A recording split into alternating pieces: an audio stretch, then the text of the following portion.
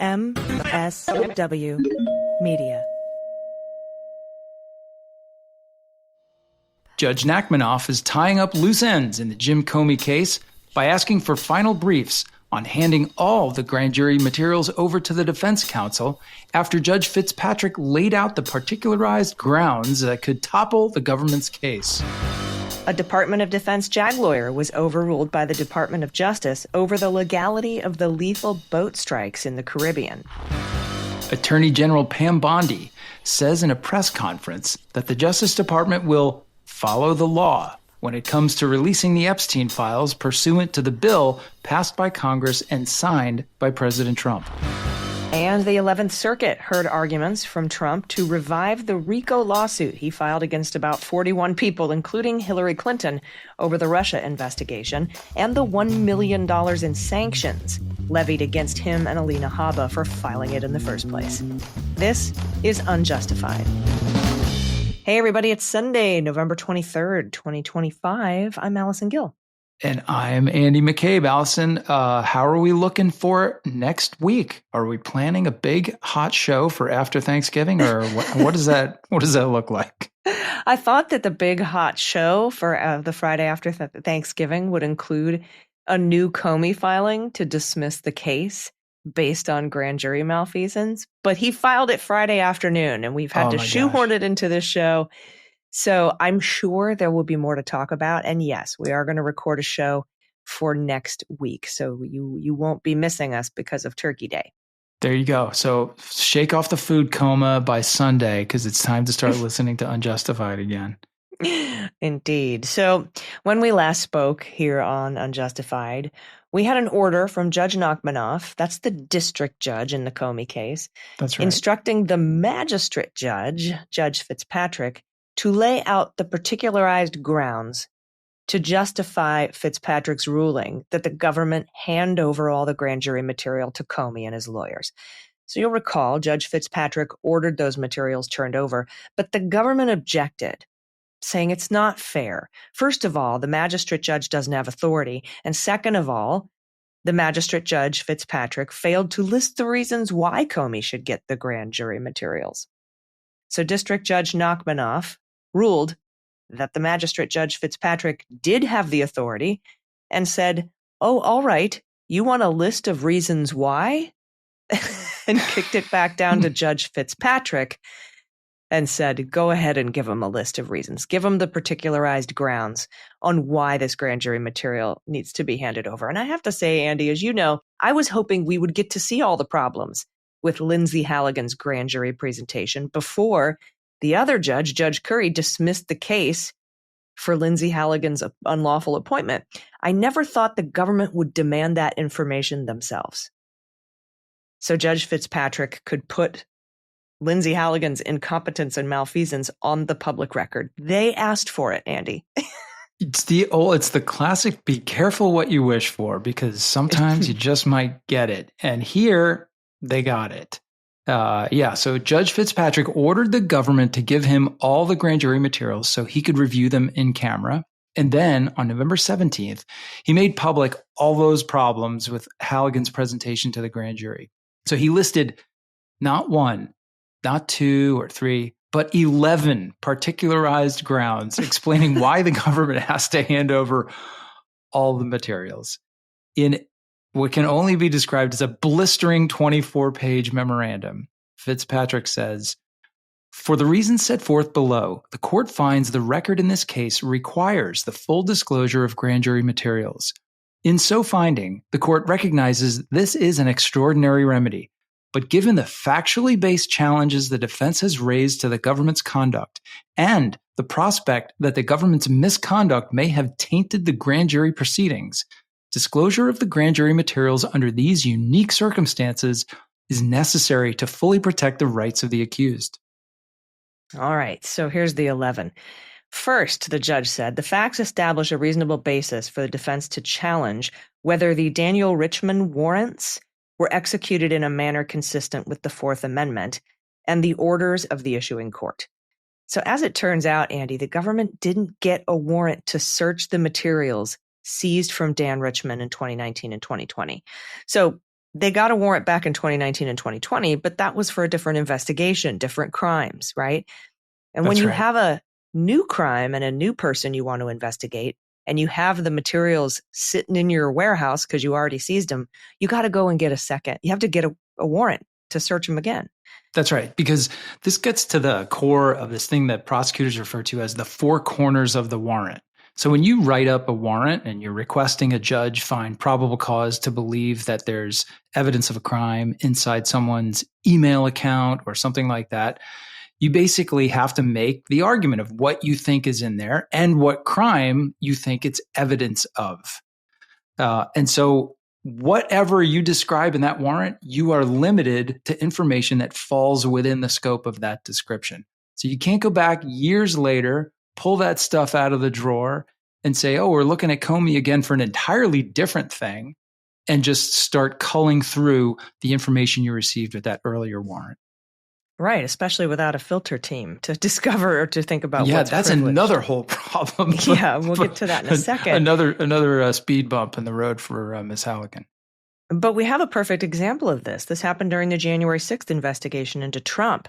So Rudy Giuliani had his house and office searched and a bunch of stuff was seized pursuant to an investigation about his shenanigans over in Ukraine. Okay? Right.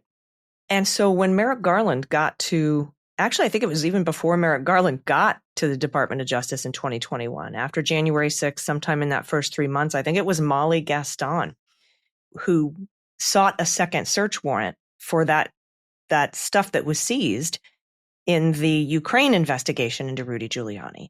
And she had to go to court. She had to get a judge to sign off on that warrant. She had to get the warrant. She had to apply for it. Then she had to get a privilege team together to go through the stuff because Rudy Giuliani's an attorney and they had to look for privilege stuff. Then they have to litigate with the people who are subject to that privilege what is privileged, and they have to put like the Eastman emails, right? There's a privilege log, takes a bunch of time, right? So a lot of folks are like, what takes so long with the January 6th investigation? This kind of stuff, getting that second warrant, litigating what's privileged, putting a filter team in place. But they got all of that and were able to use that stuff pursuant to their second warrant. But here in the Comey case, they didn't have time to do all that because the statute of limitations was about to expire. So they just didn't get a warrant. They did not. And there's another underlying problem here for them, which is that the judge in the original case that was responsible and issued for the warrants in 2019 and 20 actually included specific instructions in those warrants that required the destruction and removal of any evidence that was not relevant to that case. And it turns out they never did that. They just kept everything they seized and let it sit around until 2025 when they decided to take another look at it. Right. And so Comey wants the grand jury tapes so he can see how much of that evidence, how much of the fruit of the poison tree, stuff that was searched and seized illegally, how much of that Halligan used that she never got a warrant for. And that's what the next 5 findings of the 11 are about. That's exactly right. So Judge Fitzpatrick goes on to say, second, the facts establish a reasonable basis for the defense to challenge whether the government exceeded the scope of the Richmond warrants in 2019 and 2020 by seizing and preserving information that was beyond the scope of the warrants. That is, information that did not constitute evidence of violations in either 18 U.S.C. 641 or 793. Those were the statutes they were investigating back at that time. So you see how he uses those words by seizing and preserving. It's the preserving. They kept stuff that wasn't relevant, wasn't evidence when they should have destroyed it.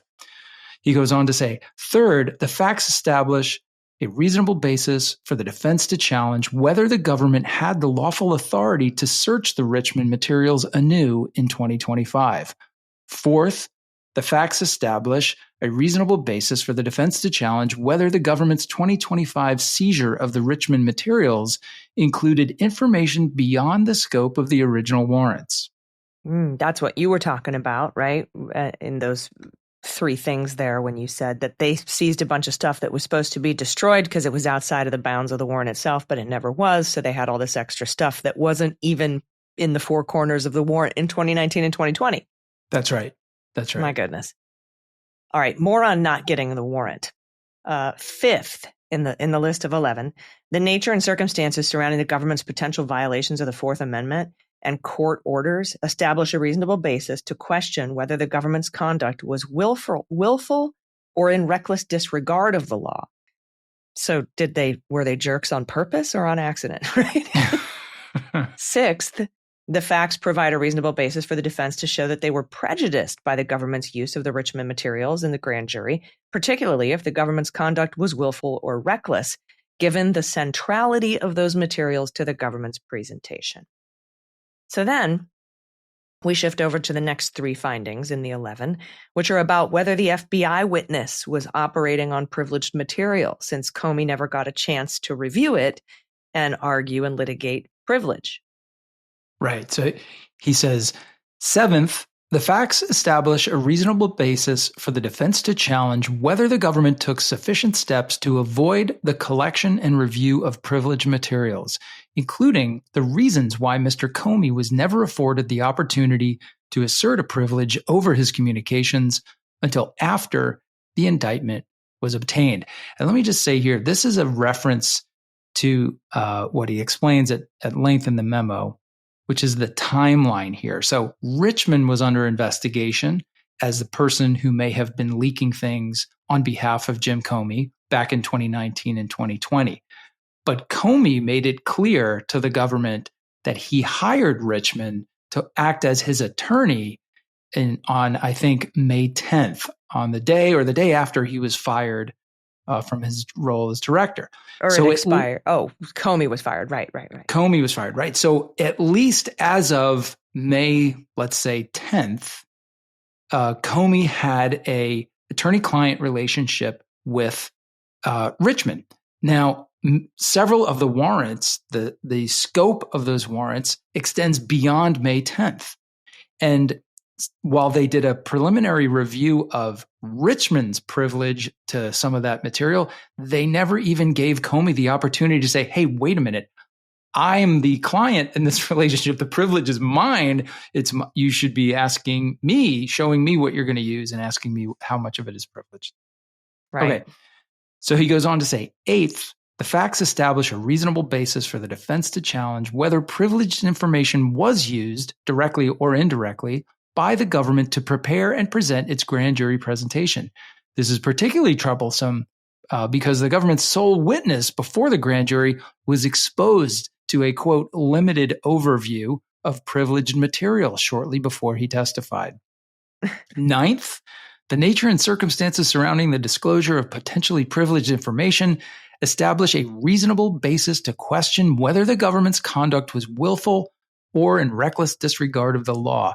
This is particularly significant because Agent 3, that's the agent who testified in front of the grand jury, after having been exposed to potentially privileged information, Agent 3 chose to testify before the grand jury rather than separate himself from the investigation to contain any further exposure to privileged information and limit any prejudice to Mr. Comey. And the reference to willful or reckless disregard is if the government's actions are determined to have been intentional, willful, or so oblivious to the risk as to be qualified as in reckless disregard of the risk, then this is more than just a mistake that can be cleared up. It is a transgression and a violation of the defendant's rights that must be remedied by throwing the indictment out. Every indictment, every grand jury presentation that has a little bump in the road isn't necessarily going to result in having an indictment thrown out. If it's determined to have been an inadvertent mistake, the government is frequently allowed to go back and fix it. But this is like a threshold issue. If they went so far beyond the pale in terms of this disaster, they're going to have to take the remedy that they are really hoping they don't get stuck with. And then these final 2 points, number 10 and 11, it's some incredible stuff that the judge heard Halligan say to the grand jury. when the judge reviewed the tapes of the grand jury presentation. These are two instances where she got stuff completely wrong on the law. So he says, 10th, as discussed in section 4 above, the prosecutor made statements to the grand jurors that could reasonably form the basis for the defense to challenge whether the grand jury proceedings were infected with constitutional error. So according to the transcripts, Andy, Halligan told the grand jury something that's redacted, but in context, it appears to be violative of Comey's Fifth Amendment rights by insinuating he's got the burden of the proof, and that if he pleads the fifth or doesn't testify, that somehow gives a negative inference on him. She also told them something, which is also redacted, that implies that while she doesn't have a lot of evidence now, she promises that it will come out later at trial, and you don't have to decide based on the evidence in front of you today. You can decide on future awesome stuff that I've got up my sleeve. I mean, it's redacted, so we're not quite sure what she said. But that is so bonkers. That is so bonkers. No, they have to decide based on the evidence you present that day, period. And usually it doesn't take a lot of evidence. It's just a grand jury determining whether or not there is probable cause to believe a violation occurred. It's a low bar, right? It's the infamous, you can indict a ham sandwich, but you cannot stand in front of a grand jury and say, if you're not quite convinced with the evidence that I've shown you in this presentation, don't worry. We got much better stuff to show the jury at trial. And then what are they supposed to say? Oh, okay, we'll just take your word for it. So you have it now and you just don't want to show it to me, or you think you're going to get it? Or we should just render our judgment based on your promise of better evidence to someone else later? Right. And my question to her would be, if I were in the grand jury, well, why can't you show it to us now? Maybe she told the grand jury it's classified, or maybe that's why it's important that Comey get the grand jury proceedings. Right. And I mean, look, this is why you don't send someone in front of a grand jury by themselves who has never done it before, ever in any case. Nobody else would go. Oh, it's so crazy. Okay. Lastly, the judge says, 11th, the grand jury transcript and recording likely do not reflect the full proceedings because although it is clear that a second indictment was prepared and presented to the grand jury, the transcript and audio recording of the proceedings do not reflect any further communications after the grand jury began deliberating on the first indictment. Now, this What's interesting about that is the judge at this point, when he filed this, thought that it was clear that a second indictment was prepared and presented to the grand jury. And we are about to find out in a hearing that it wasn't presented to the grand jury. So the judge is just like, I mean, obviously you must have presented this because it's so banana pants to think that you signed an indictment that never got in front of the grand jury. What? That the judge is like, well, I mean, obviously you showed it to the grand jury, but it's missing here from the tapes. And this is a judge who just walked through your other 10 major mistakes. And even at that point, the judge is like, still giving them the benefit of the doubt because no one would do this. It's so insane. No one would just sign an indictment and hand it to a judge having never actually been presented to the grand jury. But in any case, this refers to the missing 139 minutes of tape. And they go into this in detail during the hearing that took place 2 days later on November 19th before Judge Nachmanoff. Yeah, when they find out that no, in fact, it wasn't presented. But then the DOJ filed and said, no, we actually did. But then they don't really have proof that they did. It turns into this giant mess. So Nachmanoff ordered a final round of briefing. And we're going to talk about what happened and what the government admitted to in that November 19th hearing and the briefings. But we're going to take a break first. So everybody stick around. We'll be right back.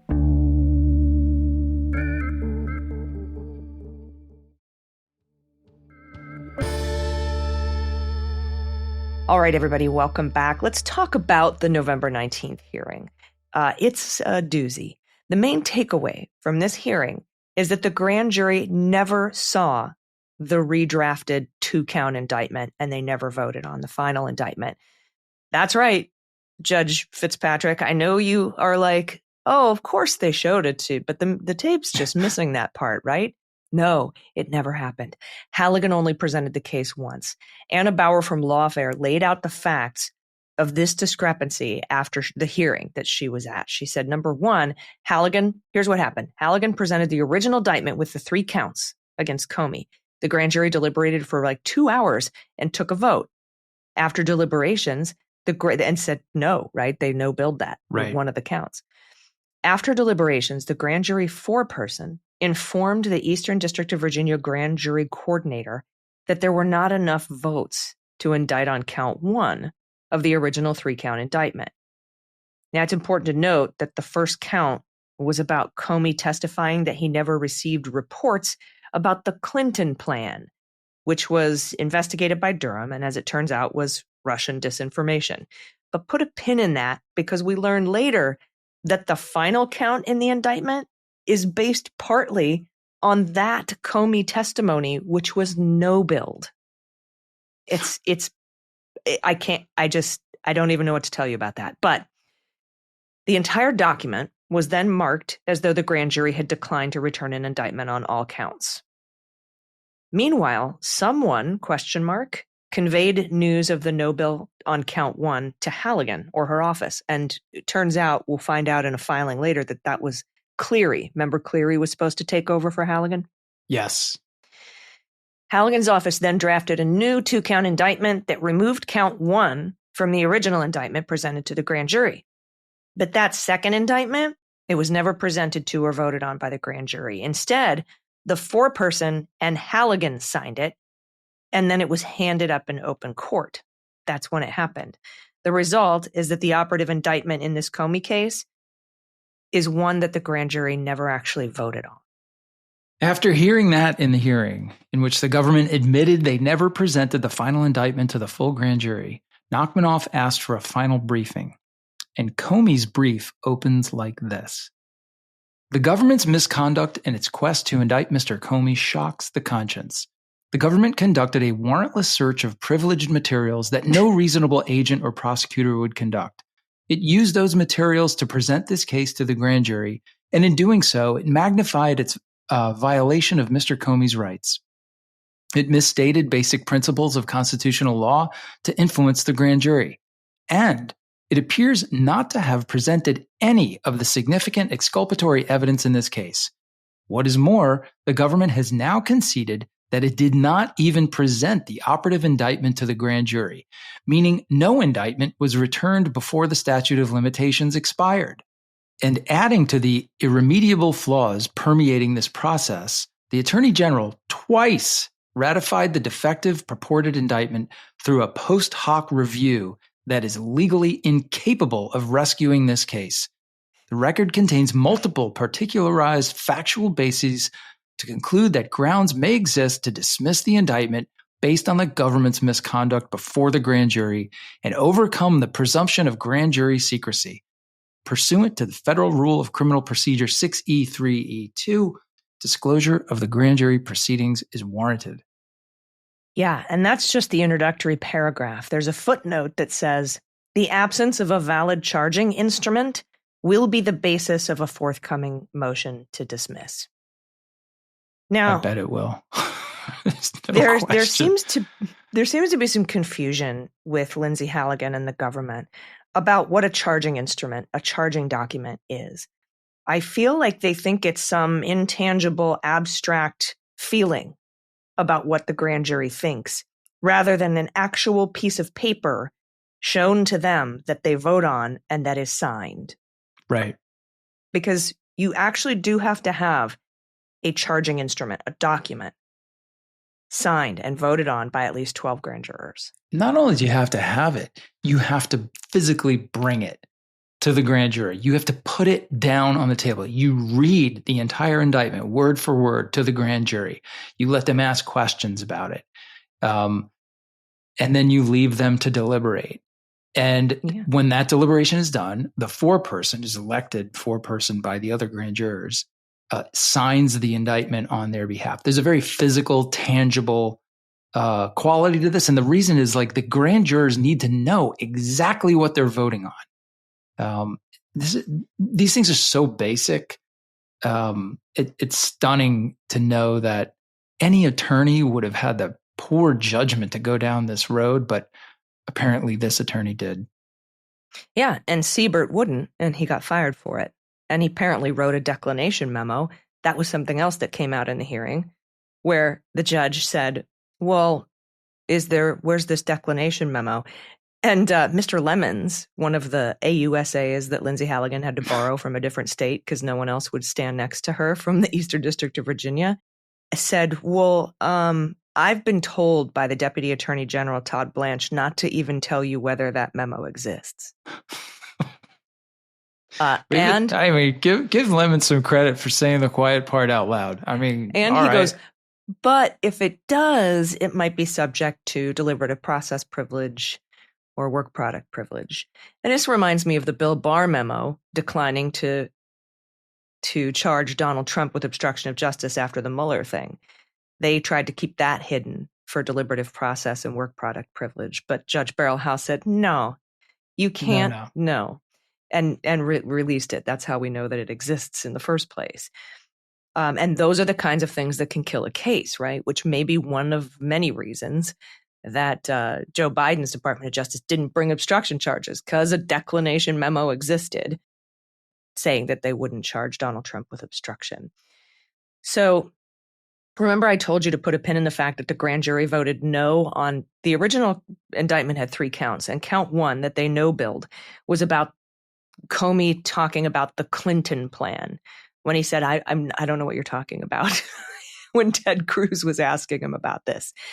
And the Clinton plan was like one email or a series of emails John Durham investigated and decided not to bring charges on because it turns out it was fabricated by Russian agents. And the Clinton plan email said that Hillary Clinton was planning to tie Donald Trump to Russia, that it's all a hoax. So that first count that they no-billed about the Clinton plan is the basis for dismissing the final count, according to Comey. Because apparently, remember the final count obstructing a congressional investigation? Yes. 1505? Yep. They didn't say in their indictment what investigations Comey was obstructing or which lies he told that obstructed the investigation. But they have subsequently found out through meet and confers that they are talking about this Clinton plan lie. And the lie that he's told about, the alleged lie that he told about authorizing somebody from the FBI to release information to the press. So that count only has 2 legs, and one of them was no-billed. That's right. Yeah. So these false statements, as you just said, one of the false statements, the one we've been focusing on the most, is the one where Comey says to Ted Cruz, I stand by my 2017 testimony. The false statement that was apparently in count 1 was Comey's comment in that same hearing in 2017 when they asked him about a CIOL, a report that was allegedly sent to the FBI, I think in September of 2016, that summarized this thing is now referred to as the Clinton plan. And when they asked him about it under oath, Comey said, I didn't ever receive that, or I don't remember seeing it. So that was the alleged misstatement in count 1. But they found out that wasn't a misstatement because what he had seen was a letter from Ratcliffe. Right.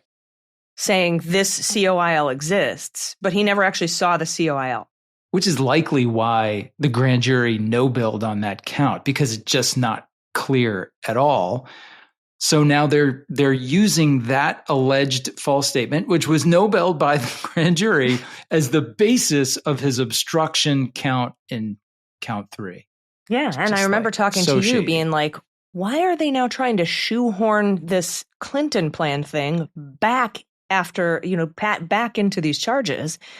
After the grand jury already no-billed it.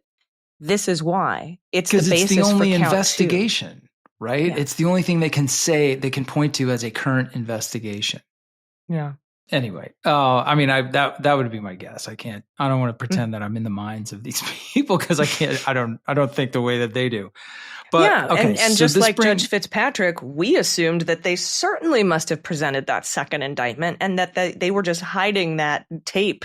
No, they never did, because we were like, that never occurred to us or Judge Fitzpatrick that they wouldn't have represented. It's just crazy. Wow.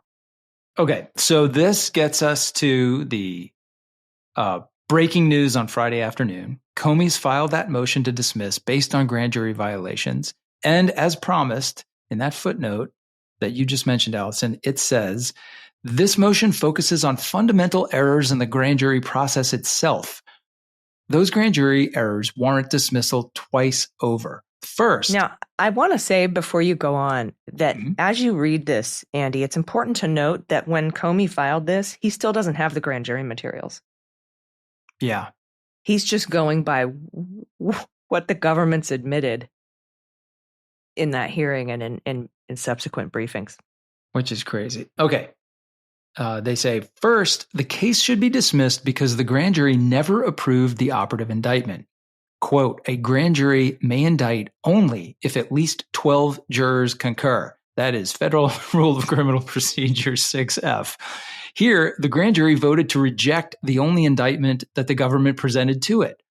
Instead of presenting the grand jury with a revised indictment, Ms. Halligan signed a new 2-count indictment that the grand jury had never seen or voted on, because at least 12 jurors did not, quote, approve the actual indictment.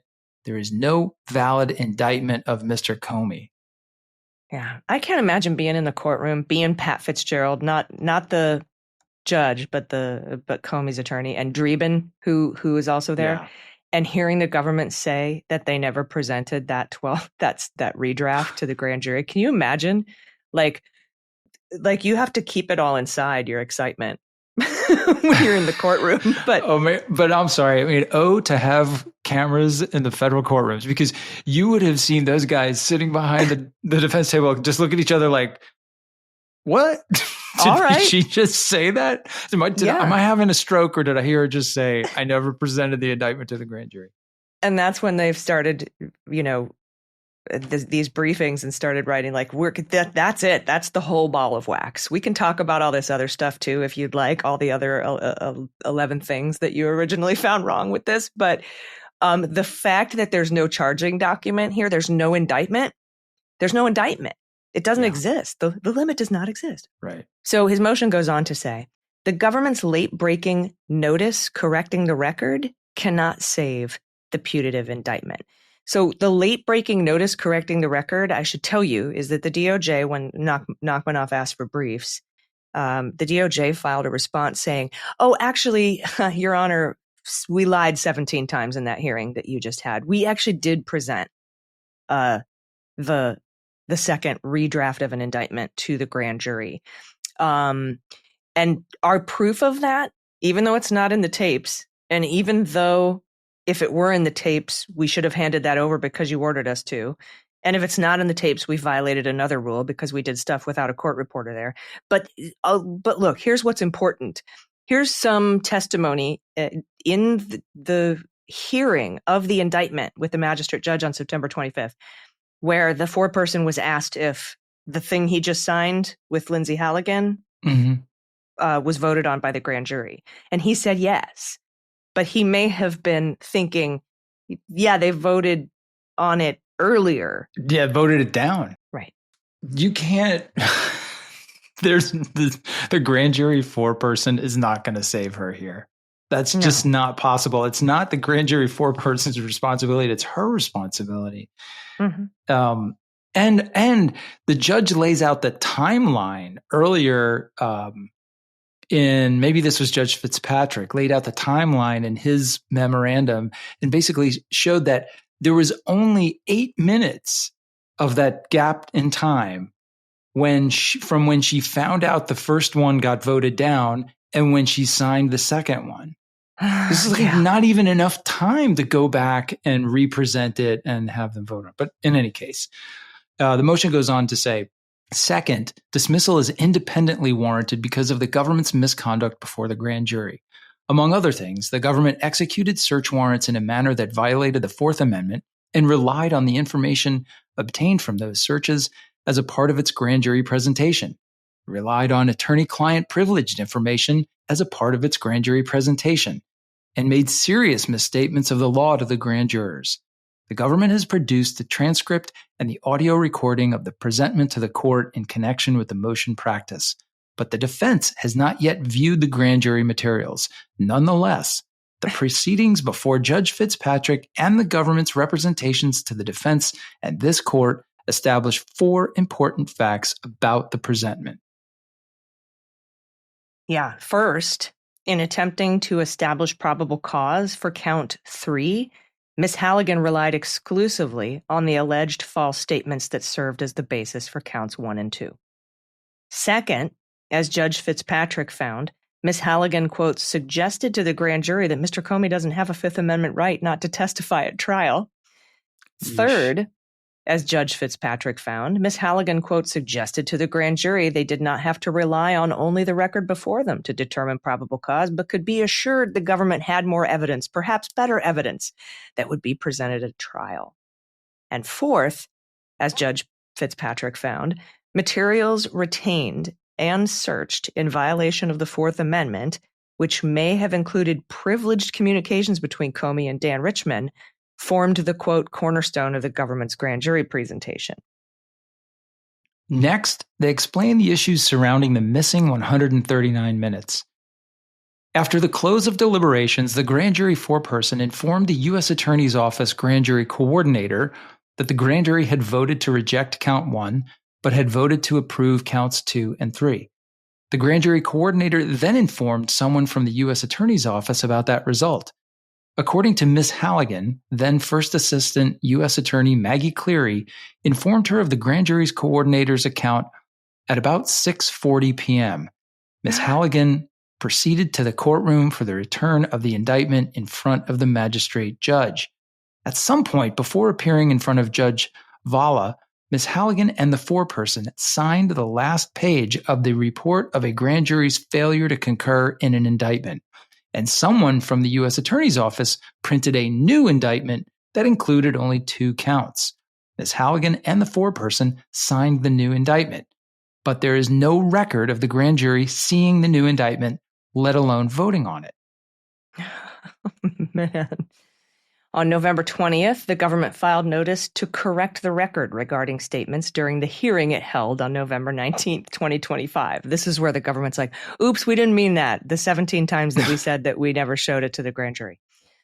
Contrary to the government's prior statements, it now claims, quote, the grand jury voted on and true-billed the 2-count indictment.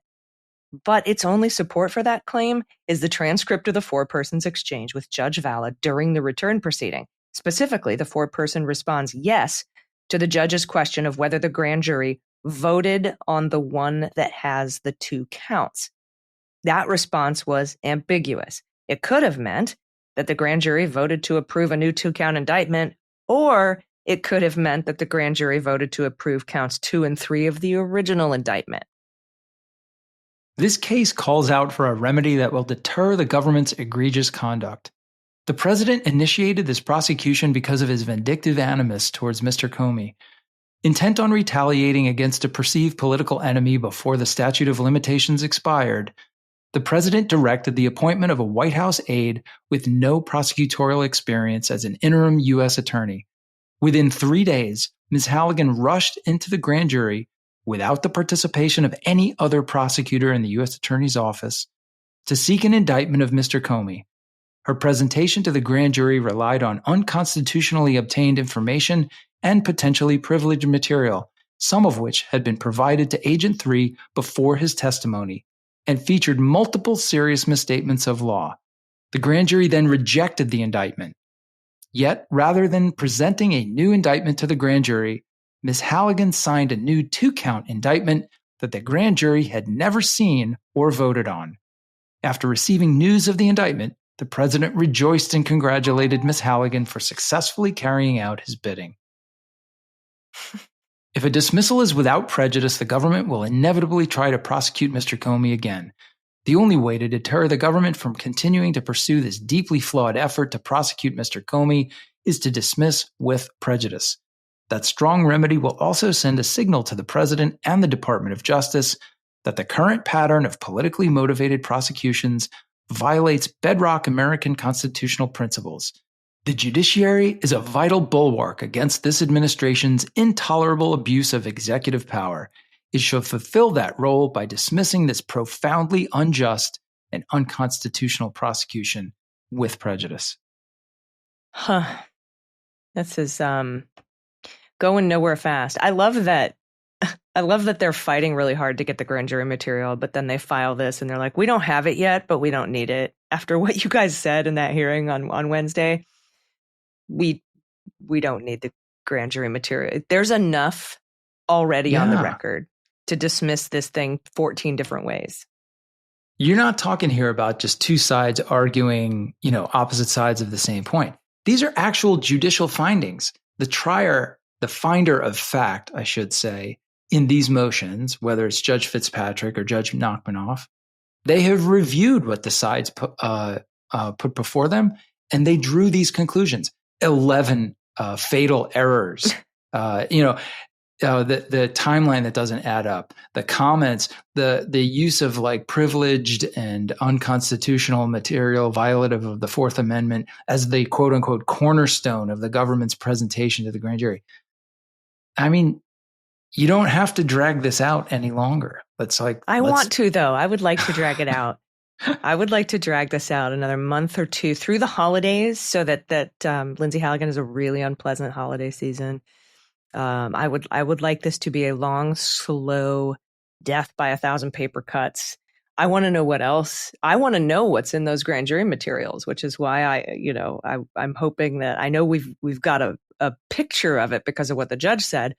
I would love for there to be a motion to remove those redaction bars about what she said to the grand jury. Now obviously this isn't going to trial, which gives me a sad because I would really like to see Fitzpatrick go up against Lindsay Halligan and her two folks from North Carolina on this.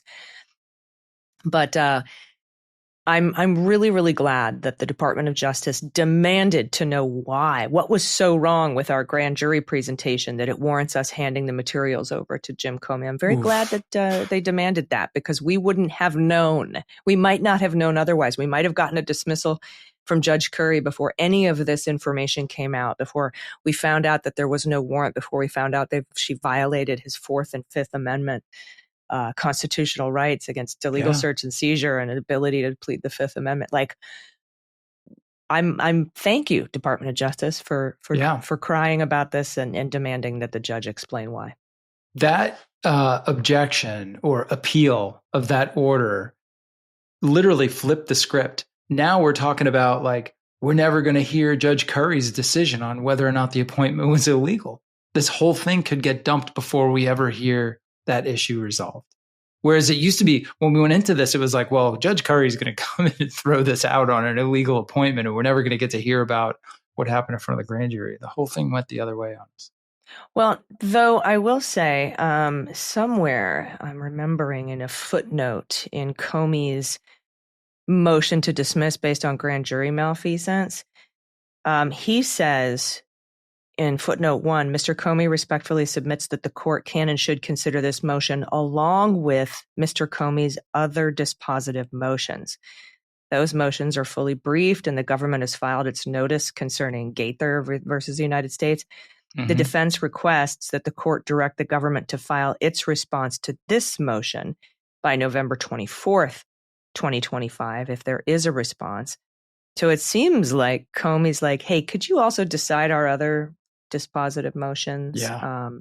And that's what you and I were talking about when this very first started going down. I'm like, if somebody throws this whole thing out because Lindsay Halligan was unlawfully appointed, are we not going to get to know what the judge thinks about vindictive and selective prosecution? Mm-hmm. Are we not going to get to know what the judge thinks about the Braunston literal truth defense? It seems like Comey is saying, rule on all of them for me, please.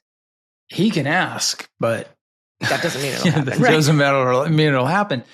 But the court might also want us to know. Yeah. And look, I mean, the illegal appointment issue that Judge Curry is handling, that has resonance, will have resonance in all these other, I'll say non-traditional appointments. Alina Habba, who's the guy in upstate New York? I always forget his name. Yeah, I can't remember his name, but there was also Sigal Chattah and I think Yaseli in Los Angeles, right? In Los Angeles, yeah. So that'll be another important ruling. And also it could impact Letitia James's case, which was signed only by Lindsay Halligan. That's right.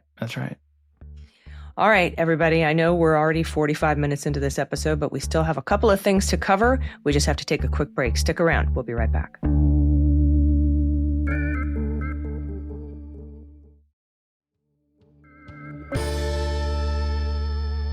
Hey, everybody. Welcome back. In other Department of Justice news this week, the ball is now in Pamela Jo Bondi's court with regard to the Epstein files. The House nearly unanimously passed the Epstein Files Transparency Act, with only Rep. Clay Higgins voting no. So I don't know about you, but I'll be looking for some Clay Higgins-shaped redaction bars when the Epstein files come out. But he voted no. But the bill passed with unanimous consent in the Senate, actually before it got there. They set up a rule where they just said once it gets here, it automatically goes to the president's desk. News outlets report that President Trump has signed the bill. And now the Attorney General has 30 days. It's actually down to about 26 days by the time you listen to this, with which to comply with this new law. In a press conference, when asked what she will withhold from the release based on an open and ongoing investigation announced by Trump into a handful of Democrats that appear in the files, or what she'll withhold based on national security information, the Attorney General repeatedly responded with, quote, "We will follow the law." Oh, for once? Yes. Now the fact that you have to say that is just kind of sad. Like, we don't expect you to do that anymore, so it's notable that you say you're going to here. What she did not say was what law she was referring to. Any of the many laws you could rely upon to hold back information, or the law that just got passed saying put it out there. Yeah, and Mike Johnson was hinting at the fact that one of the statutes referenced in the Epstein Files bill about what the definition of child sexual assault material is isn't actually a great definition of it. Like, they have all these weird little legal loopholes that they're trying to jump through. But at one point, she was also asked why they opened an investigation into uncharged third parties when they put out a statement in July saying, we've reviewed all the files and there's no evidence to predicate opening an investigation into uncharged third parties. And she said that there was new information. We have new information that has come to light since July, I guess, is what she said. So there's actually a lot of work to do in those 30 days, because if she wants to redact anything, she has to explain the redactions. If she wants to withhold anything due to national security information, she has to explain that. If she has to redact anything that because it's classified, she has to give a summary of what she redacted. Like, there's a lot of work to do if she wants to withhold or redact any of this stuff. And this is, I guarantee you, this will trigger a lawsuit from Congress about what wasn't in the files, what she withheld, what she redacted. And that will end up before the Supreme Court. But Andy, this reminds me of the lawsuit filed about the redactions for the Mueller report and how was it Reggie Walton? I think so. Found that Bill Barr lacked candor when he was on his 3-week tour about discussing the findings and mischaracterized the findings of the Mueller report, and that he inappropriately redacted. He over-redacted this report to downplay Russia's role in the 2016 election. And that is how we ended up getting the unredacted Mueller report. It's been out. Some people still email me, Andy, like, when are we going to see the unredacted Mueller report? I'm like, middle of 2020. That's when we got it. But that's because it was found. The judge got it all in camera, reviewed what was behind the redaction bars, and made a determination that it was over-redacted or inappropriately redacted. So even if the Supreme Court is a bunch of jerks, a lower court will probably tell us whether the redactions and withholdings under this new law were appropriate or not. We might not know what they are and what's behind them. But someone will weigh in. But we might learn that she overplayed her hand on redactions and withholdings. In other Justice Department news this week from NBC, The senior military lawyer for the combatant command overseeing lethal strikes on alleged drug smuggling boats near Venezuela disagreed with the Trump administration's position that the operations are lawful, and his views were sidelined, according to 6 sources with knowledge of the legal advice. The lawyer, who serves as the Senior Judge Advocate General, or JAG in military parlance, at U.S. Southern Command in Miami, raised his legal concerns in August before the strikes began in September, according to 2 senior U.S. officials, 2 senior congressional aides, and 2 former senior U.S. officials. Yep, but his opinion was ultimately overruled by more senior government officials, including officials at the Justice Department's Office of Legal Counsel. So when we talked about that memo that was at the OLC that was written up, that's what this is. And that overrode what this JAG lawyer thought. Now, other JAGs and military lawyers at various levels of seniority weighed in on the boat strikes as well. It's unclear what each of their opinions were, but some of the military lawyers, including civilians and those in uniform, expressed concerns to senior officials in their commands and at the Defense Department about the legality of these strikes. Now, the JAG at Southern Command specifically expressed concern that the strikes against people on boats in the Caribbean Sea and the Eastern Pacific Ocean, whom administration officials call narco-terrorists, could amount to extrajudicial killings. That's according to 6 sources, and therefore legally expose service members involved in the operations. The opinion of the top lawyer for the command overseeing a military operation is typically critical to whether or not the operation moves forward. While higher officials can overrule such lawyers, it is rare for operations to move forward without incorporating their advice. The opinion of the Southern Command JAG, which has not been previously reported, adds a new dimension to concerns that lawmakers, retired military officers, and legal experts have raised about the administration's legal justification for striking alleged drug boats. Those concerns have centered on questions about whether the strikes violate international and U.S. law. Well, if Southern Command JAG says they do, then they probably do.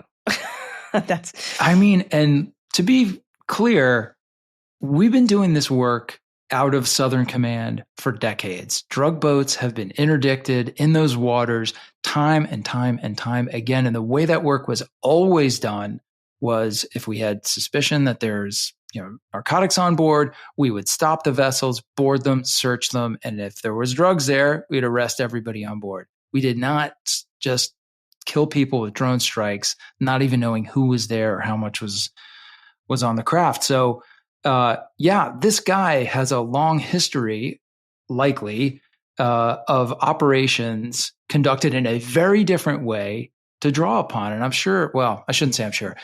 My guess is he's looking at the way this administration is approaching this issue, and he's like, oh my God, this is very, very different and very possibly illegal.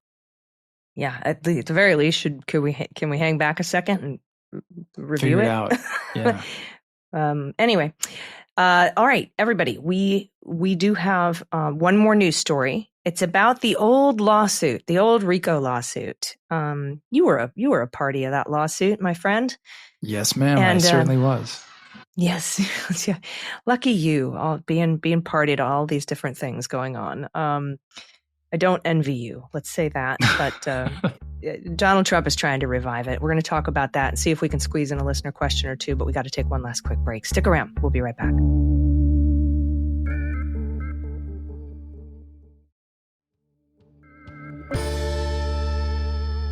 Welcome back. Okay, way back in March of 2022, Trump filed a sweeping RICO lawsuit against Hillary Clinton, the Democratic National Committee, and others, alleging that they maliciously conspired to weave a false narrative that Trump was colluding with a hostile foreign sovereignty, Russia, to try to rig the 2016 election.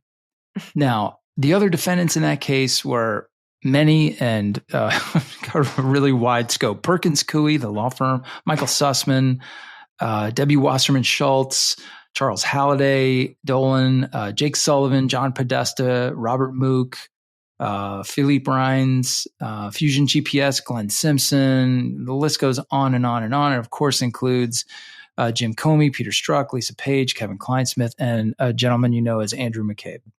Yep. Mark Elias was in there, Chris Steele, tons of people. Yep. So he filed that in Judge Cannon's district, hoping to get her. But instead, he ended up with Judge Middlebrooks, who's a Clinton appointee.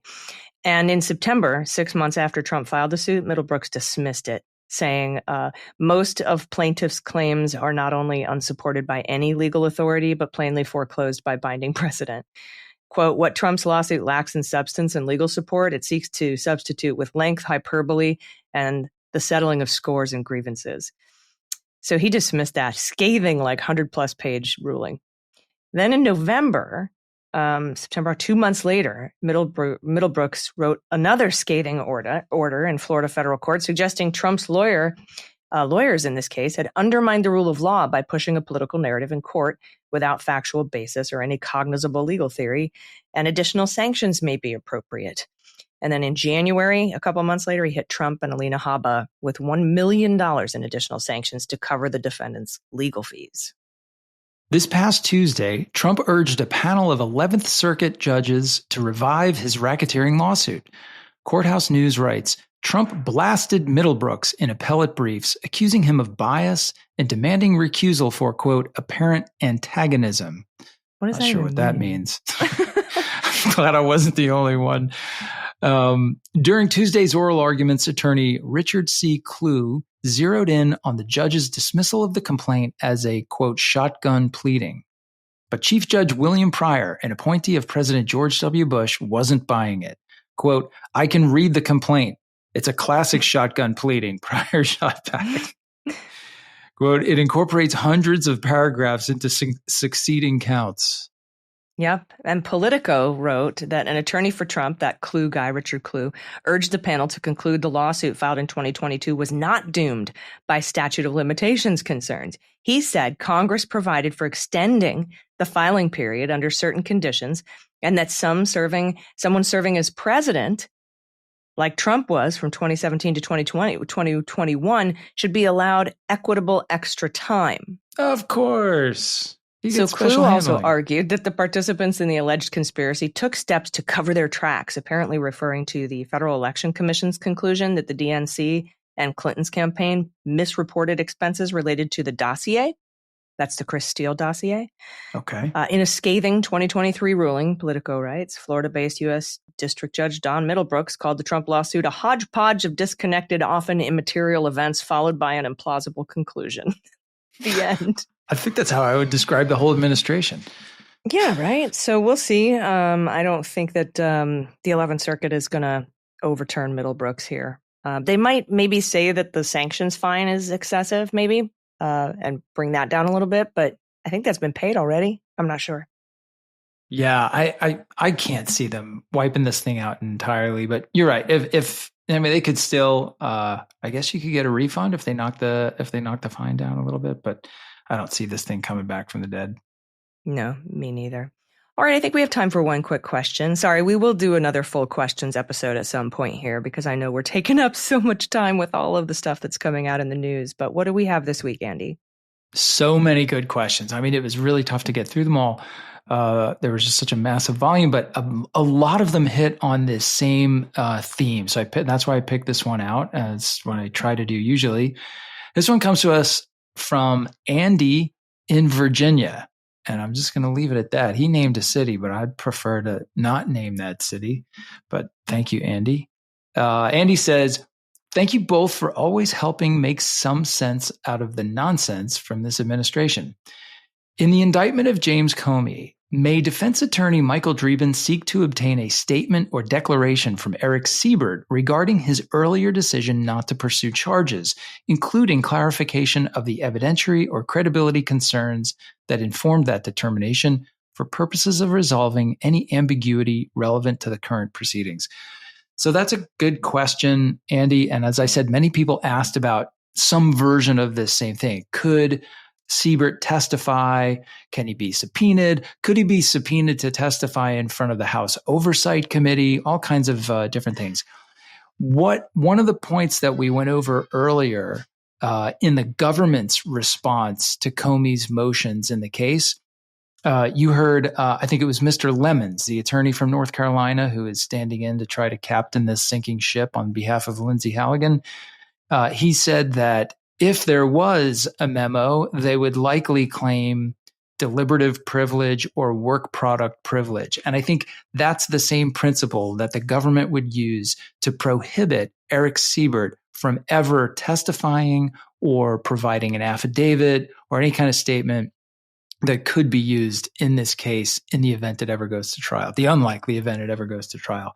Now, whether or not the government would win on that defense, I don't know. I think it's possible. This case, there's nothing normal about this case.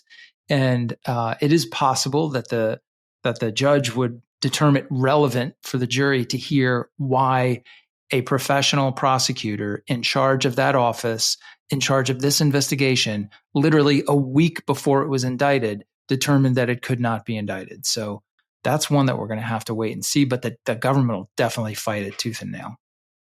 Yeah, and I think that even if there is a finding of deliberative process privilege or work product privilege, just knowing that there is a declination memo and that Siebert failed to bring charges, which we know to be true, I think if you get to the point where you need to make that argument, I don't think we're even going to get there because all of these other 76 things that are wrong with this indictment, we'll probably get it dismissed before we reach that.